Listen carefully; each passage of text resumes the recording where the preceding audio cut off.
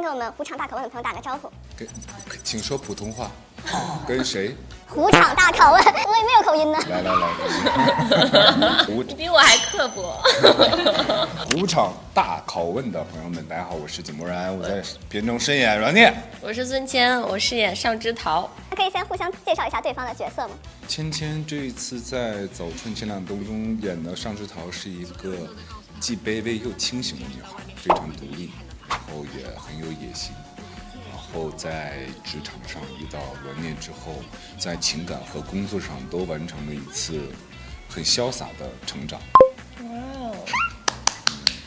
我哥呢，他饰演阮念嘛，是看似毒舌，实则也很毒舌，实则慢慢的改变成长当中，他变得非常的替别人考虑，然后并没有像最早的那种只顾自己。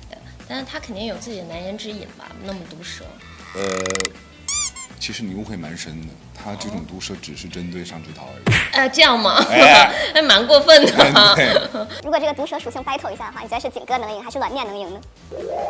景哥吧。啊，这么严重？对，太严重了。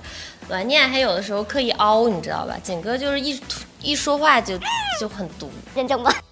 不承认是吗？忍了。但我觉得阮念他本身就是一个比较有棱角的人，但是他好在就是这个人你不用猜，因为他的表达都非常的直接。对，他表达的时候是非常直接，他很多时候不表达。对，就是他的，反正就是这个人物的魅力就是在于他的缺点要比优点多一些。那尚之桃有没有掌握破解他毒舌的秘诀呢？尚之桃我觉得这个人本身就挺能破解的，就是你要一般的毒舌面对你，他就很痛苦很受伤，那你说尚之桃没有用，就是可梗了。最强的矛配最强的盾，你知道你扎过来，哎，我也很硬。骂完他10句之后回去痛苦了一会儿，然后说没事，明天又是最好的尚之桃，就这样。对，然后他一来说，哎，你怎么又满血复活？是我的嘴还不够毒吗？然后但尚之桃根本都不再怕的。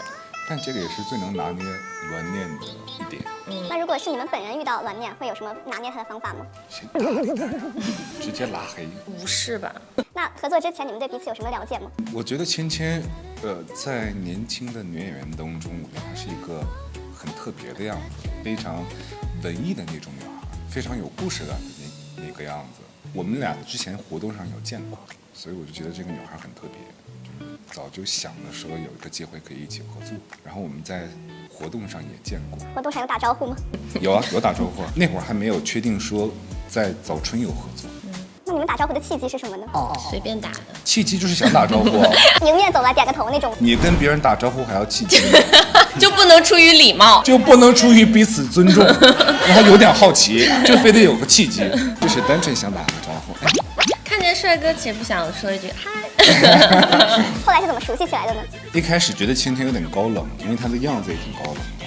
然后后来接触了之后，原来跟我一样，就是都是东北灵魂，都是大碴子老乡。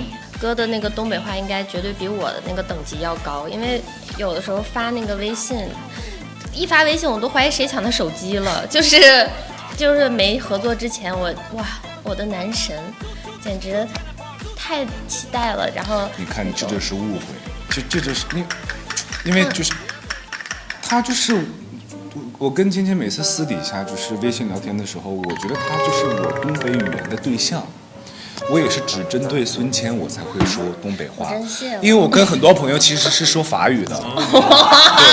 OK， 其实法语这边我也懂，下次给我发一个。那你们俩的微信是无法转文字的那种，必须点开听的。本身也不转，就是想听他那一口老乡的感觉。你觉得东北人之间还能有什么话题？无非就是麻辣烫。我们翻聊天记录都是麻辣烫，最新发现哪家麻辣烫。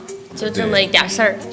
听说你提前为林美最有腔调的男人准备了一整个衣柜的衣服，那这次搭配起来会觉得手拿把掐了吗？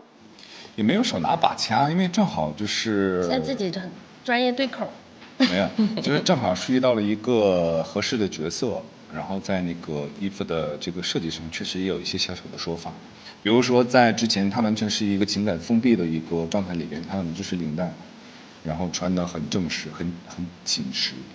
然后遇到了淘淘之后，这个扣子不断的在打弹，其实也是他对于外界和自己这个工作领域环境里边的一个按耐不住的信号，包括颜色上，遇到上枝桃之后，明媚了起来。上岁数的男人开始变得有色彩。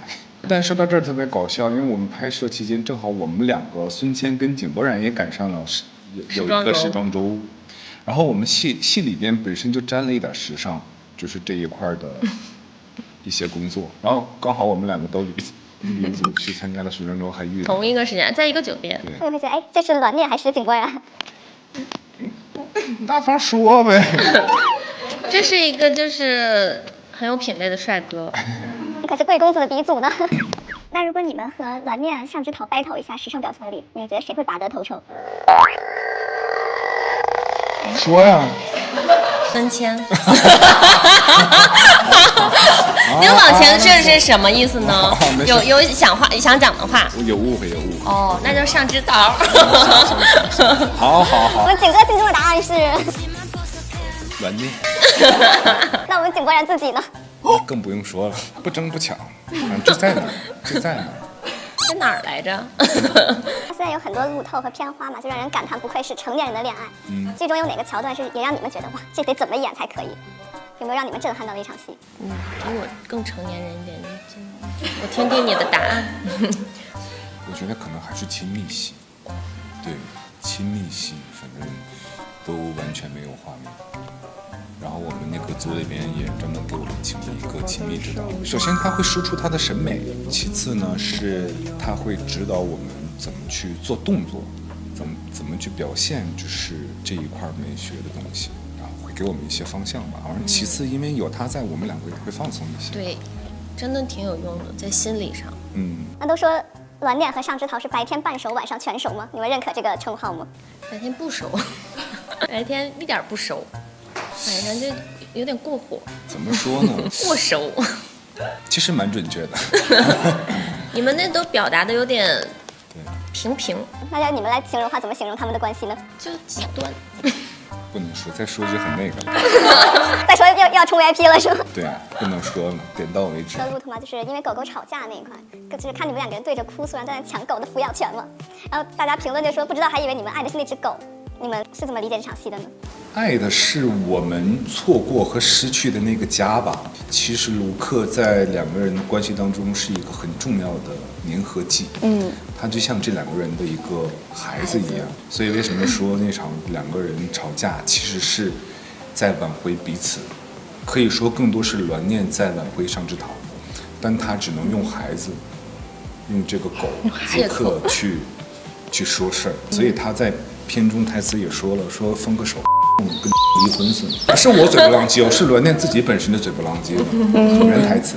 那跟狗狗拍戏有什么好玩的事情吗？会看到你最符合原著的一个演员了。我们俩有他才成立。那你们会有给他带什么小零食之类讨好他吗？或者跟他拉近一下关系？那肯定有。他俩关系更好一点，还是要上一些手段，就是给零食了。毕竟也是演员嘛，就是作为全片1:1完全还原的一个演员。就私底下多互动，多增加这种默契感嘛，就是跟哄小孩一样。剧中有很多极致拉扯的那个元素嘛，想知道你们两个人是从哪个节点开始心动的呢？反正这两个人很奇怪，我觉得这两个人都很作呀，好不了几秒，然后就又吵起来了，然后又好又吵起来了，就感觉两个人可能太爱了，说不上来。就是还是体现在这两个人在这个爱情长跑当中。对彼此的改变，因为上枝桃他已经爱到没有自己了，然后对于栾念来讲，他作为本身是一个只爱自己的人，开始为了上枝桃慢慢放下自己，所以就是这个整个这个情感关系的这场长跑当中，两个人的一个给到彼此的一个成长，我觉得是比较极致的。